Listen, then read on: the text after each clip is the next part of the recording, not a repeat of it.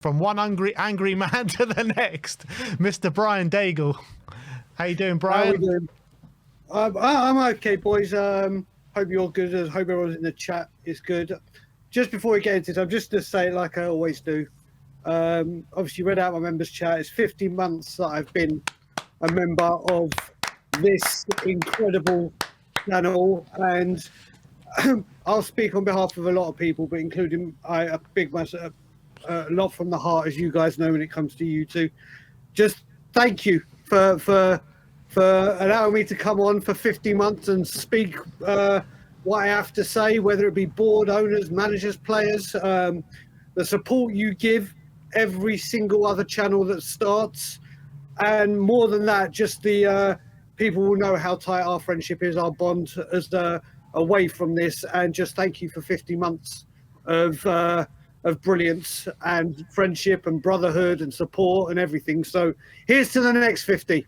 Here, brother. And thank you. It's people like you who make the channel, Brian. So thank you for being part of this family for so long. Absolutely. And here's to many more months. Absolutely. Exactly. But look, Brian, there is a game to talk about. Which side of the fence do you feel like frustrating to get another loss, and 10 losses of the season is nowhere near good enough and you're walking away very frustrated? Or are you proud of the performance with all circumstances involved today? To be honest, I'm on both. Yeah, 10 defeats, and I'll go into this. So it's not just like kind of sitting. 10 defeats at this time of the season is just not acceptable for a club that have our stature for the demands this football club is set out by the ownership and the aims and achievements. It's just unacceptable to have 10 losses at this time. Like we spoke after what game was it we lost before Wolves? Forest. It took us till April to get to 9 defeats last season, and here we are sitting at 10th. It is unacceptable. The results are totally unacceptable, but with what they put out there today, there are a few things to take very, very positively. Stell mentioned one, which was Brandon Austin, who I think, in all honesty, do you know the best thing about him? How commanding he was at set pieces. Nothing fazed him. At that age, obviously, we've seen goalkeepers of the highest order not be able to claim set pieces or come out and don't get a good fist on it or whatever they're trying to do. He did that well. The second save he made from Gordon, which was very similar to Gordon's first goal, he made some very, very good saves. And every time they broke, you're like, oh, here we go. They're through on Austin. They might get... But I think he stood up to the task really, really well. I think Bergvall needs a lot more praise. And you know, this all makes me laugh with the fan base. They boo him, or they boo the substitution, which, all right, yeah, they thought he was one of the best players, keep him on. But at the moment, we're in a mass injury crisis and illness, and we need to keep all the fit players that are fit going forward, because we don't know how long these injuries or illnesses are going to ravage the squad. So if it was on his performance, I believe, yes, he needed to get on and stay on longer. But in case of numbers and keeping him fit and available, it was the right thing to do. Pedro Porro, man of the match by a country mile. Do you know what? I came on here last week with Ashbatic and JC and waxed lyrical about Solanke's performance against Wolves, his hold-up play, what he does. It was like he just doesn't get the service. Pedro Porro is the one person that can deliver it, and boy, did he deliver it for that cross. Yeah, that cross. Money, wasn't it? That's what Dominic Solanke needs. He had the #1 headed goals in the Premier League last season. Don't get me wrong, he was wasteful in other opportunities, but that's exactly the service he needs. And Porro put it on the money. The money. And it was by far his best performance in recent weeks, wasn't it? Yeah, absolutely. I thought he was a workhorse, worked so hard for the team, never stopped running. And you know what? You look at it in the second half, you know, Dragoshin has to go off. He put in a bit of a stinker because of his illness or whatever. And you play the whole second half with Jed Spence and Archie Gray. No natural defender in that team. And I just thought it was just a valiant effort for the team. And I know we lost, and I know it just carries on the theme and it carries on the bad run of results. But I felt like we could have and we should have taken more out of that game. So when that sub happened, Ben, obviously at half-time with Dragoo going on, going off, sorry, not going on, got Dragson going off, I was like, do you know what? We've moved to this game-changing stadium to see Reguilon and Werner down the left side. That just shows how bad. I was like, oh, my God. And then it hit me what you just said, Spence and Gray. I was like, so we've got a midfielder who can play a right-back and centre-back, pairing up with a right-back that can play left-back and centre-back. I was like, oh, Jesus. But they look better. They look better than Dragoo and Archie Gray, to be honest. Dragoo obviously tries to play through the illness. I agree with Stell that maybe Dorrington should have been a better choice. Or, who knows, even go with the back four that we ended with, because Dragoo did not look on it. But I was really concerned when I saw that for the second half. But they stood up to the test, didn't they? Yeah, credit to them. And look, it was unfortunate we ended up on the losing side. And, Wednesday's just around the corner, big semi-final as well.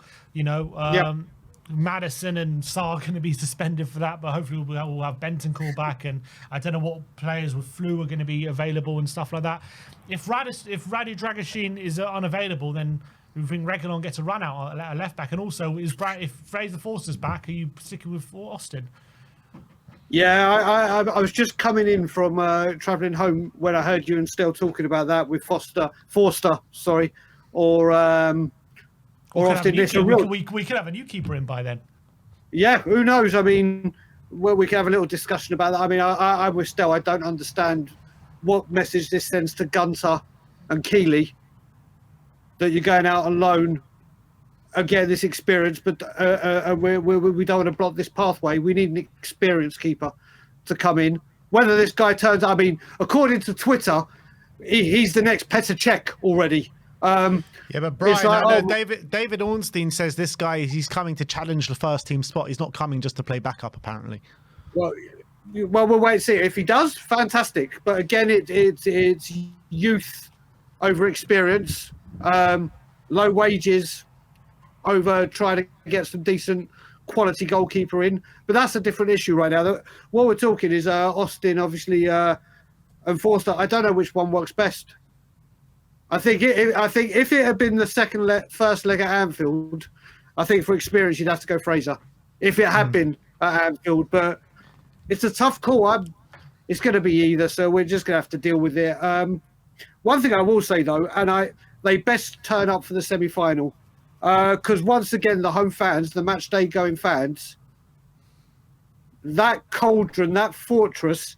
I'm not joking. When I spoke at the Scotland Yard, and I said, do you know what?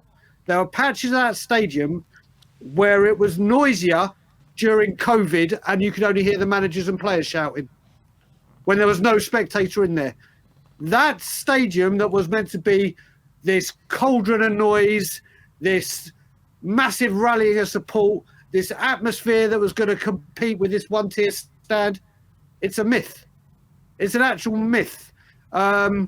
Like you said, Ben, when you've been there in cup games, it's been completely different. And I really hope it is for the semi-final, because the last two home games where people have said, don't make it toxic, support the lads, well, it's been toxically silent for large majority. Put it this way, Brian, the game was Category A game today. So if you wanted to buy a ticket in the South Stand, the minimum price was £94 for this game today, which is ridiculous. There were thousands and thousands of tickets on the exchange leading up to this game. So I don't know how many fans were actually there today. People just couldn't get rid of or for their tickets or love nor money. And the people that are picking them up, it's not exactly going to be working class people that are, you know what I mean? So and you know where that leads to? That leads to my specialist subject and my best mate, Mr. Levy. Shame on him once again for doing what he does and continues to do. How Newcastle United, who don't get me wrong, are on the up and up with their ownership, how that has become a Category A game for Tottenham Hotspur, up with the likes of your Liverpools, your Phils, your Chelseas, West Hams, is baffling to me. Yeah. It's absolutely baffling how this club can do this and set the prices that high for a game like this. It just beggars belief what this owner will do to this football club. But getting back to the game, listen, I want to talk a bit more about this 10 defeats. It's not on. It's unacceptable, and I have tried to defend Ange as much as with the best of them. With the best of them, I can't defend it anymore. I can't defend the results. I can't sit here and say this is acceptable. Yes, I understand it's a project. Yes, I understand. When people keep saying we've got to get through this rough patch, 1 win in 10 defeats already in the season. When does this rough patch end? Yeah, but Brian, look at what we had out today. Do you think another manager comes in and gets a better, more out of that team than we saw today? Oh, mate, I'm way ahead of you, Simeon. I've said before, and I said a few weeks ago, I don't know if I said it on here, I don't care who's the manager anymore. I don't care. I don't care if Ange is fired. I don't care if Ange stays. Don't care who the next manager is, because as soon as they come in, as a fan base in 18 months, we will be right back here. Doesn't matter. But when you say you can't defend it anymore, what are you suggesting? You're suggesting you should be sacked? No, no. Listen, I have defended Ange and said, right, no, we've got to go through this. I can't sit here and say, no, do you know what? We'll get through this, because every time I've been saying that, thinking that give it a game or two, we'll get there. Things just aren't changing. The style of play. The crisis isn't changing. Like, what are we supposed to do? The injury crisis isn't changing, Sim. But what you should be able to do is adapt to the players you have got. We talk about the injury crisis. Like Ben said on the instant reaction when I was walking to the station, we've had Reguilon available for Premier League and Cup games as a left-back. But we've just played Destiny. With Porro, Spencer's come in because he had to, or Archie Gray. We have had players there to ease the burden. And what keeps happening is at the moment, the results aren't changing and the style of play isn't changing. And you can keep going on about injury, but if we're so injury ravaged, you need to change the system to fit the players that you've got. It was all good under Pochettino when you could say Rose or Walker out, Davies and Trippier in, high quality replacements that can play the role. There was always a player that can come in and play that role. At the moment, we don't have that. And you need to change. Do you think there's some magical formation today that we change and some way of play that we magically change to that will get us a result against a very informed Newcastle team? Simeon, how do you know if you don't try? How do you know? We sit here right now going, right, we played the same way and got the same result with different players playing different positions. We changed a few things today. We went a bit longer in general with okay, so we changed that. We didn't change the formation. Still went very, very attacking. The fullbacks were still... The space behind them was still there constantly. You can't go on a run of 1 win in 10 games of trying the same thing over and over and over and over again. Even trying with different players, whether by hook or by crook. And it's still not working. And you don't go, right, do you know what? At the moment, I don't have the players to do this. I can't do this. I'm running. I can't keep risking the injuries. With so many players out injured, I can't keep playing this high non-stop. I'm not saying stop it completely, but don't keep doing it 90 minutes. But we nullified them that second half, didn't we? It wasn't. Was that the problem? But still, we lost the game. Yeah, I know we lost. We lost the game. And it's very difficult right now. We're in this situation, but I don't see a new manager helping it too much. Yeah, but Sim, what you got to look at this. Forget that. Do we live in now a results-based business, or we nullified them? Business. Football is a results-based business, and at the moment you get results based on the context. Usually, the context of the game. That's usually how it works, and it can go. We nullified them in the second half. Yeah, second half. But the game's 90 minutes as well. Exactly, and we nullified them when they were leading, and couldn't take advantage of it. We needed a goal. What have we got to do to see Wall Lancashire? Yeah. And go to with Solanke. You give Lancashire a run out of Galatasaray, one of the most toxic and fiercest places for a seasoned professional to go. let alone a youth academy prospect breaking through. You give him a run out there, but then won't give him a single minute. Or sorry, he's come on like the 88th minute of games. When you're in need of a goal and you've got a striker on the bench, why don't we lump another striker up there? Just to try it. Not saying it works, but you're like, do you know what, Ange? I can see what you're doing there. You tried something. Yeah, and you look at forget now and this game, because I think this game was a special case with the illness leading up to it. Hardly anyone was training during the week, but you're looking at the job as a whole that he's doing. I mean, I think only 3 times since the first 10 games of last season that we've won back-to-back games. Only 3 times, which is madness. Only once this season, and then once, I think, in December last year, and then once a couple months after that. I mean, the job is just not good enough, I don't think. Well, I tell you, it's another one. We're talking about, we ended the calendar year with a brand new record of going 1-0 up, 16 home games in a row and not getting it into we've done it again. Yeah. We've done. We usually go behind. We went 1-0 up today. No, the record that was mentioned after Wolves was the 16th. We can. Sorry, yeah. Sorry, you're right, Sim. Sim, you're right. My bad. I apologise. I got that wrong. Come on. There you go, Sim. I'll give you that one. There you go, mate. You know what? Like, I have wanted Ange to succeed, like you guys. I have been very, very passionate about it. I have taken heat for it. I have rallied the stock. But when you start looking at these stats with results and things not changing, you've got to look at it and say, right now, this is a results-based business, and the results aren't there. I'm not saying, like I said, we're doomed, because whoever next comes in is screwed before the ink dries on their contract. Whoever comes, because we keep doing this. And I said when he was coming under the major heat, I want to see a manager given time. But like I say to people that might not have been Levy out as long as me, and then change because of whether it be the Super League, Conte's hiring, Jose's sacking, whatever there's times where you have to say, do you know what? I've tried. But right now, these results are unacceptable. The results, and that's all the results, and not trying to. When you constantly see something not working, but if you guys forget the results now, Brian. Since the first 10 games of last season, have they been acceptable? Listen, I think the first 10 games was obviously a massive cover-up. Yeah, I'm saying past that. I'm saying after the first 10 games of last season. Certainly the second half of the season certainly wasn't. And the first half of this certainly hasn't. But there's always that optimism that you could see that there could be something. And people were like, give this manager 3-4 windows and see where we are. Well, he's about to, we're what, a week into his third window. Mm-hmm. No, yeah, third window, not one. Yeah. Summer, January, yeah. Fourth window. Fourth, yeah, that's what I was trying to do the math. Jesus Christ, can't count to 4. Bloody hell. We have issues, people.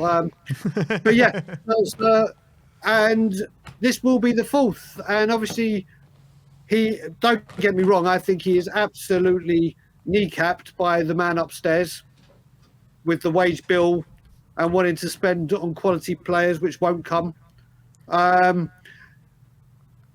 I know who the main source of the problem is, and I will always believe me. I would put me in elite level tier for when it comes to laying blame at Levy's door. But you need to be able to see that the manager needs to. It's not, the results are not acceptable. It just simply isn't. You have more focus on the cups, don't you, Brian? When you cool. given, oh, you wait, listen, given a chance in the cups, then in that case, if you've got more focus on that. No, like I said, mate. Before the beginning of this, I mean, Sim, when you and I were talking, and even when we did the preview for Forest, and I said we're getting 7th or 8th in the league, and you're like, oh yeah, 2 wins and we're 2 wins and we're 1 point of 5th or whatever it is. Well, now that point gap's even widening, mate. I mean, I don't even think the only way I think we get Europe next season is by winning the cup. And I said I'll be true to myself. I said at the beginning of the season I don't give a flying monkeys where we finish in the league if it means we win a cup. I'll take 17th in the cup all day long. All day long. Yeah, but I think it's a bit ridiculous like that, because I know we're desperate for a cup, and I wouldn't ever discredit winning a cup, a Carabao, whatever it may be. But surely you've got to be judged on, your league performance as well. Mainly. That's the true barometer of how you judge a team, surely, is how they do in the league.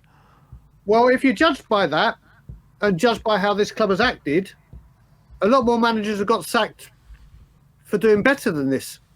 Much better, yeah. Brian, what do you think the club will do at the moment?